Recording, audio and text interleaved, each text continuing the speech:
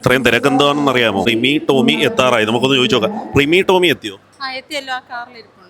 സംഭവം ശരി തന്നെ. 6 വന്നിട്ടുണ്ട്. നമുക്കൊന്ന് നോക്കാം. റിമി ടോമി അങ്ങനെ നമ്മുടെ നാട്ടിൽ എത്തിയിരിക്കുകയാണ്. ഇനിയിപ്പോൾ റെഡി ആയിട്ട് വരും. ഉടൻ തന്നെ റിമി ടോമിയുടെ മ്യൂസിക് ഷോ ആരംഭിക്കും. പുറത്ത് നല്ലൊരു തിരക്കുണ്ട്. അവിടെ ബാരിക്കേഡ് വെച്ച് ആൾക്കാർ ബ്ലോക്ക് ചെയ്തിരിക്കുക. കണ്ടില്ലേ? സംഭവം കണ്ട് പെട്ടെന്ന് അങ്ങ് കയറിപ്പോയി. അങ്ങനെ ആ കുട്ടിക്ക് അവാർഡ് കൊടുക്കുകയാണ്. നമ്മുടെ മുതുകാട് കുട്ടിയെ എടുത്തു പൊക്കി സ്റ്റേജിലേക്ക് കയറ്റി. കണ്ടില്ലേ? നമ്മുടെ നിയമസഭാ സ്പീക്കർ MLA ഒക്കെയാണ് അടുത്ത് നിൽക്കുന്നത്. പിന്നെ നമ്മുടെ MLA PC വിഷ്ണുനാഥും അടുത്തുണ്ട്. അങ്ങനെ എല്ലാ കുട്ടികളെ ആദരിച്ചു. ഈസി ആൻഡ് ഓണർ ഷാജഹാൻ സാറാണ് വലത് സൈഡിൽ നിൽക്കുന്നത്. ഒരു വലിയ മനുഷ്യ സ്നേഹിയെ പരിചയപ്പെടാനും തൊടാനും അടുത്ത് കാണാനുമുള്ള സൗഭാഗ്യം. പക്ഷേ ഒരു മനുഷ്യന്റെ മനസ്സിലേക്ക് ഒരു സ്വപ്നം അദമ്യമായിട്ട് അടിച്ചു കയറി കഴിഞ്ഞാൽ അതിൻ്റെ പിന്മാറാത്ത ഒരു മനോഭാവത്തോടുകൂടി എല്ലാ പ്രതിസന്ധികളെയും അതിജീവിച്ചുകൊണ്ട് ഒരു മനുഷ്യൻ പോകാൻ തീരുമാനിച്ചു കഴിഞ്ഞാൽ അത് നടപ്പിലാവും എന്ന് പറയുന്ന ഒരു യാഥാർത്ഥ്യമാണ് ഇവിടെ ഇപ്പോൾ നമ്മൾ കണ്ടുകൊണ്ടിരിക്കുന്ന ഒരു സ്വപ്നം. എൻ്റെ അച്ഛനൊരു കർഷകനായിരുന്നു. അച്ഛൻ പണ്ട് എന്നെ അടുത്തിരുന്ന് പറയുന്ന ഒരു കാര്യമുണ്ട്. കുട്ടിയെ, ഒരു വിത്തിനുള്ളിൽ ഒരു മരം ഒളിഞ്ഞിരിക്കും. പക്ഷേ ആ വിത്ത് നമ്മൾ മണ്ണിൽ നട്ടു കഴിഞ്ഞാൽ അതിനകത്ത് നിന്ന് ആ വിത്ത് പതുക്കെ പതുക്കെ മുളച്ച് അതൊരു ചെടിയായി മരമായി മാറും. പക്ഷേ ഈ വിത്ത് പൊട്ടിച്ച് നോക്കിക്കഴിഞ്ഞാൽ അതിനകത്ത് മരം നമുക്ക് കാണാൻ സാധിക്കില്ല. ആ വിത്ത് നമ്മൾ നടാതിരുന്നു കഴിഞ്ഞാൽ അതിനകത്ത് നിന്ന് മരം മുളച്ച് പൊങ്ങില്ല. അത് മണ്ണിൽ നടണം, മണ്ണിനോട് ചേരണം, മണ്ണിൽ അലിഞ്ഞു ചേരണം. അതിനകത്തേക്ക് വെള്ളവും വളവും കൊടുത്തു കഴിഞ്ഞാൽ അത് പതുക്കെ പതുക്കെ വളർന്ന് ഒരു മരമായി അതിൽ സൗരഭ്യമുള്ള പൂക്കളും സൗന്ദര്യമുള്ള ഫ്രൂട്ട്സും കായ്കനികളും ഉണ്ടാവും. ഇത് നമുക്ക് വേണ്ടിയല്ല. ആ മരം നിലനിൽക്കുന്നത് നമ്മളൊക്കെ ഈ ഭൂമിയിൽ നിന്ന് പോയി കഴിഞ്ഞാലും ആ മരം ഈ ഭൂമിയിൽ ഉണ്ടാവും. അതോടൊപ്പം തന്നെ ഇനിയും വരാനിരിക്കുന്ന എത്രയോ തലമുറകൾക്ക് അത് മധുരമായും സൗരഭ്യമായും തണലായും ആ മരം നിലനിൽക്കും എന്നുള്ളത് നീ മനസ്സിലാക്കണം. അതെ, നമ്മുടെ ഈസി ആൻഡ് സ്പോർട്സ് സിറ്റി പുത്തൻകുളത്ത് വന്നിട്ട് ഇപ്പം കുറേ നാളായി. ഒരുപാട് വീഡിയോസ് നമ്മൾ ഇവിടുത്തെ ചെയ്തിട്ടുണ്ട്. അപ്പോൾ ഇന്നാണ് ഇവിടുത്തെ ഇനാഗുറേഷൻ. അപ്പോൾ അതിനെപ്പറ്റിയാണ് ഈ സംസാരിക്കുന്നത്. അപ്പം നമ്മുടെ ഷാജഹാൻ സാറാണ് ഈ നിൽക്കുന്നത്. മന്ത്രിമാരും MLA ജയലാൽ സാറ്, അങ്ങനെ ഒരുപാട് പേര് ഇതിൽ പങ്കെടുക്കും. അങ്ങനെ എല്ലാവരും സ്റ്റേജിലേക്ക് വരികയാണ്. കുട്ടികളൊക്കെ കണ്ടില്ലേ? കരാട്ടയ്ക്കുള്ള കുട്ടികളും എല്ലാവരും, ഇവിടെ സ്പോർട്സിലുള്ള എല്ലാ കുട്ടികളും ഉണ്ട്. അവരെ സ്വീകരിക്കാനായിട്ട് വളരെ പ്രൗഢഗംഭീരമായ സ്വീകരണമാണ് നടക്കുന്നത്. നമ്മുടെ കേരളത്തിൻ്റെ തന്നെ അഭിമാനമാണ് ഈസി ആൻഡ് സ്പോർട്സ് സിറ്റി. നമ്മുടെ കൊല്ലം ജില്ലയിൽ പുത്തൻകുളത്തുള്ള ഈസി ആൻഡ് സ്പോർട്സ് സിറ്റി കണ്ടില്ലേ? വിദേശത്തുനിന്ന് അദ്ദേഹത്തിൻ്റെ കൂട്ടുകാരൊക്കെ വന്നിട്ടുണ്ട്. അതാണ് അറബികൾ, അതൊക്കെ പുറത്തുനിന്ന് വന്നതാണ്. അദ്ദേഹത്തിൻ്റെ ഫ്രണ്ട്സാണ് നമ്മുടെ ഷാജഹാൻ സാറിൻ്റെ. ഇപ്പോൾ ഒരുപാട് മഹത് വ്യക്തികൾ പങ്കെടുക്കുന്ന ഒരു ഫംഗ്ഷനാണ്. നമ്മുടെ നാടിൻ്റെ അഭിമാനമായിട്ട് മാറുന്ന ഒരു സ്പോർട്സ് സിറ്റി തന്നെയാണ് ഈസി ആൻഡ് സ്പോർട്സ് സിറ്റി. പിന്നെ 2000 പേർക്ക് ഇരിക്കാൻ പറ്റുന്ന കൺവെൻഷൻ സെന്റർ. അപ്പോൾ ഈ ഒരു കാഴ്ചയിലേക്ക് എല്ലാവരെയും സ്വാഗതം ചെയ്യുന്നു. സമർപ്പിക്കപ്പെട്ടിരിക്കുന്ന കാര്യത്തിൽ ഏറ്റവും അഭിമാനത്തോടുകൂടി തന്നെ ഇവിടെ വന്നിരിക്കുന്ന എല്ലാവരും ഹൃദയം നിറഞ്ഞ നല്ലൊരു കൈയടി സമ്മാനിക്കുന്ന സമയം കൂടിയാണ്. സ്വാഗതം പറയുക എന്നുള്ള ദൗത്യം എൻ്റെതാണ്. അതുകൊണ്ടാണ് ഞാൻ നിങ്ങളുടെ മുന്നിൽ നിൽക്കുന്നത്.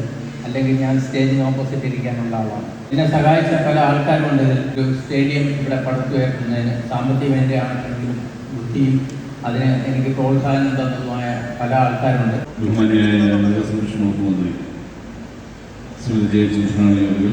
Those who are coming from Oman, they can follow me. Am I right? So you please support him in a very good manner, because he's a good man and also a good philanthropist, and he's done a great job for Malayalis. On behalf of Malayali, we are again asking to you, give full wholehearted support to Mr. Shadika in his business in Muscat. Okay. അദ്ദേഹത്തെ പോലെ ഒരു മനുഷ്യൻ ഇവിടെ അദ്ദേഹത്തിൻ്റെ ബിസിനസ്സിൻ്റെ പ്രവാസ ലോകത്തിൽ അദ്ദേഹത്തിൻ്റെ ബിസിനസ് എനിക്കറിയാം. ആ ബിസിനസ്സിൻ്റെ വിഹിതം കൊണ്ട് ഇവിടെ തുടങ്ങാമെന്നോ അദ്ദേഹം ആരംഭിച്ചത് മാളല്ല, ഷോപ്പിംഗ് മാളല്ല. അദ്ദേഹം ആരംഭിച്ചത് സിനിമ തിയേറ്റർ അല്ല. അദ്ദേഹം ആരംഭിച്ചിരിക്കുന്നത് വളരെ റിസ്ക് എടുത്താൽ മാത്രം വിജയിപ്പിച്ചെടുക്കാൻ സാധിക്കുന്ന ഒരു സംരംഭമാണ്. അദ്ദേഹം സ്പോർട്സിനെ സ്നേഹിക്കുന്നു. ഇത് തന്നെ ഒരു മൾട്ടിപർപ്പസ് സ്റ്റേഡിയമാണ്. ഒരു മൾട്ടിപർപ്പസ്, ഒരു ഭാഗത്ത് നിങ്ങൾക്ക് ബാസ്കറ്റ്ബോൾ കളിക്കാം. ഇത് തന്നെ നിങ്ങൾക്ക് മൾട്ടിപർപ്പസ് ആയി പല ഗെയിംസിൽ ഉപയോഗിക്കാം. തൊട്ടപ്പുറത്ത് ടേഫ് ഉണ്ട്, വേറൊരു ഭാഗത്ത് സ്വിമ്മിംഗ് പൂൾ ഉണ്ട്. ബാസ്കറ്റ്ബോളിന്, ക്രിക്കറ്റിന്, ഹോക്കിയെ, വോളിബോളിന്, ക്യാരംസിന് എല്ലാത്തിനെയും പ്രൊമോട്ട് ചെയ്യുന്ന സ്പോർട്സ് ആക്ടിവിറ്റീസിനെ നല്ല രീതിയിൽ അദ്ദേഹം സ്നേഹിക്കുന്നു. സ്പോർട്സിന് അദ്ദേഹം ഇഷ്ടപ്പെടുന്നു. സ്പോർട്സ് ആക്ടിവിറ്റീസിനെ പ്രൊമോട്ട് ചെയ്യേണ്ടത് നമ്മുടെ നാടിന്റെ ആവശ്യമാണ്. ബാസ്കറ്റ് ബോളും എന്തൊക്കെ കളിക്കാൻ സാധിക്കുമോ എല്ലാം കളിക്കാൻ അദ്ദേഹം കുട്ടികളെ പ്രൊമോട്ട് ചെയ്യാൻ വന്നിരിക്കുന്നു. അവിടെ നിങ്ങൾ നിങ്ങളുടെ മക്കളെ നിർബന്ധമായും കളിക്കാൻ അയക്കണം. ഒരു നിശ്ചിത സമയം. അതിന് ടീച്ചേഴ്സും നല്ല രീതിയിൽ ഇപ്പോൾ ഫുൾ ട്യൂഷനാണ്. ഇപ്പോൾ സ്കൂളിൽ പോയി കഴിഞ്ഞാൽ എന്താ പറയുന്നത് അറിയാം, ഞാൻ ക്രിട്ടിസൈസ് ചെയ്യുന്നില്ല. സ്കൂളിൽ പോയി കഴിഞ്ഞാൽ ക്ലാസ് ടീച്ചർ പറയുന്നത് മാത്സിന് കുറച്ച് വീക്കാണ്, ട്യൂഷൻ കൊടുക്കണം എന്നാണ്.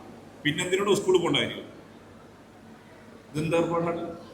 സ്കൂളിൽ പഠിക്കാൻ പോകുന്ന കുട്ടിയോട് ക്ലാസ് ടീച്ചർ പറയുന്നത് നിങ്ങളുടെ മകൻ മാത്തമാറ്റിക്സ് കുറച്ച് വീക്കാണ്, നിങ്ങളുടെ മകൻ ഇംഗ്ലീഷ് കുറച്ച് വീക്കാണ്, അതുകൊണ്ട് സ്പെഷ്യൽ ട്യൂഷൻ കൊടുക്കണം. അപ്പൊ കുട്ടികൾ വൈകുന്നേരം ആകുമ്പോൾ ട്യൂഷന് പോവാണ്.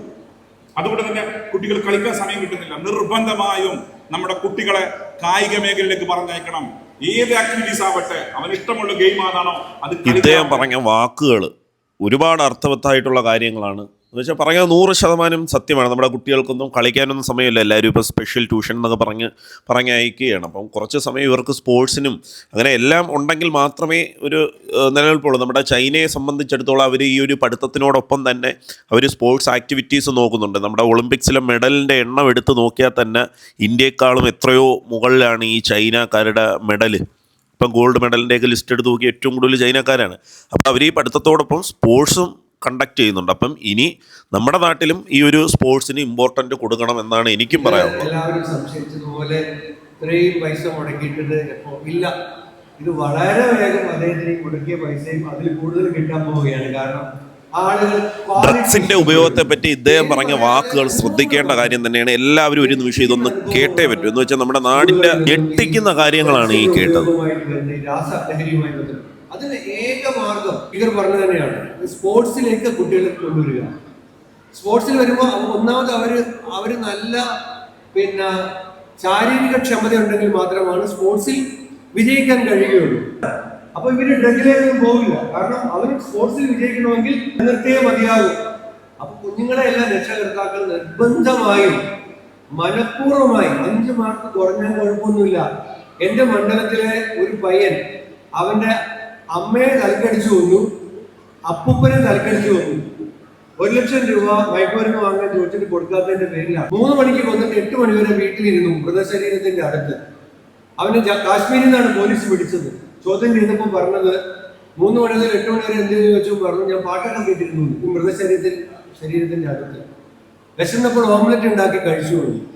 അതുകൊണ്ടാണ് ഞാൻ പറഞ്ഞത് 5 മാർക്ക് കുറഞ്ഞെന്ന് വിചാരിച്ചത് ഒരു കുഴപ്പമില്ല. മയക്കുമരുന്നിന് അടിമകളാകാതെ നോക്കിയാൽ മതി.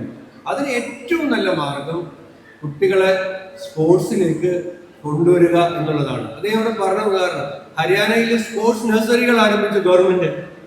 സ്പോർട്സ് നഴ്സറികൾ ആരംഭിച്ചിട്ടാണ് ഹരിയാന ഇത് ബ്രേക്ക് ചെയ്തത്. അതുപോലെ നമുക്ക് ഇതുപോലെയുള്ള ഇൻഫ്രാസ്ട്രക്ചർ, കുട്ടികൾക്ക് ആകർഷകമായ രൂപത്തിലുള്ള സ്പോർട്സ് ഇൻഫ്രാസ്ട്രക്ചർ ഉണ്ടായി അവരെ കുട്ടികളെ കൊണ്ടുവരണം. ഞാൻ ദീർഘമായി സംസാരിക്കുന്നില്ല, കാരണം സ്പീക്കർ ഇവിടെ ഇരിപ്പുണ്ട്. അദ്ദേഹത്തിന്റെ മുമ്പിൽ ഇപ്പോ ഈ ബെല്ലില്ല എന്നേ ഉള്ളൂ.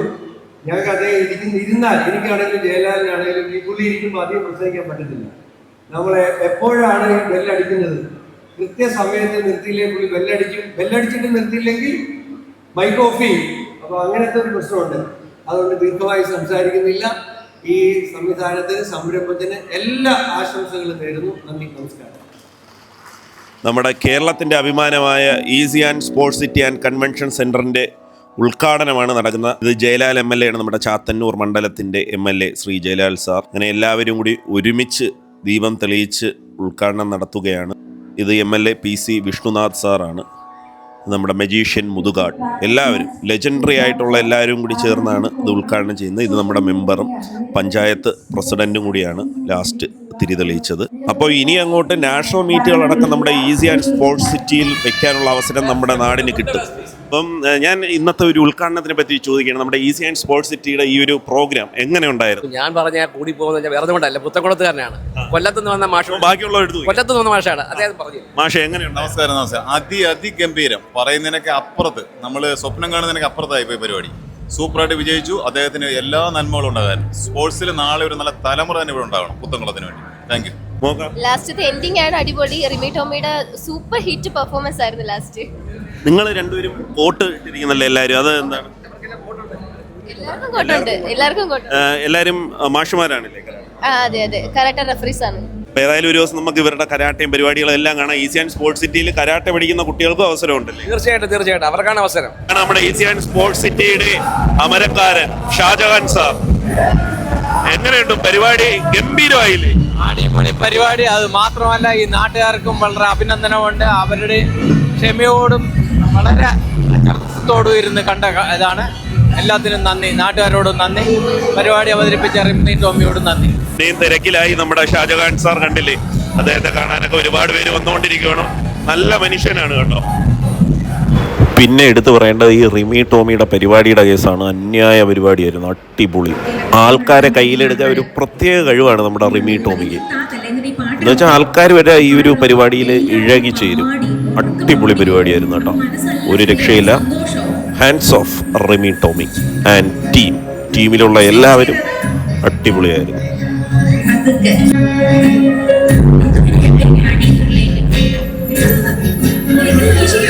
അപ്പോൾ ഏതായാലും ഈ ഒരു പരിപാടിയുടെ വൈൻഡപ്പ് ചെയ്യാൻ ഇവിടെ നിന്ന് എടുക്കുവാണ്. അങ്ങോട്ടൊക്കെ ഭയങ്കര തിരക്ക്, വെട്ടമൊന്നുമില്ല. എൻ്റെ മൊബൈലിലെ ചാർജും തീരാറായി.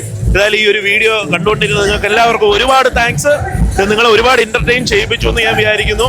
It's me Sukesh Sumaran, signing off.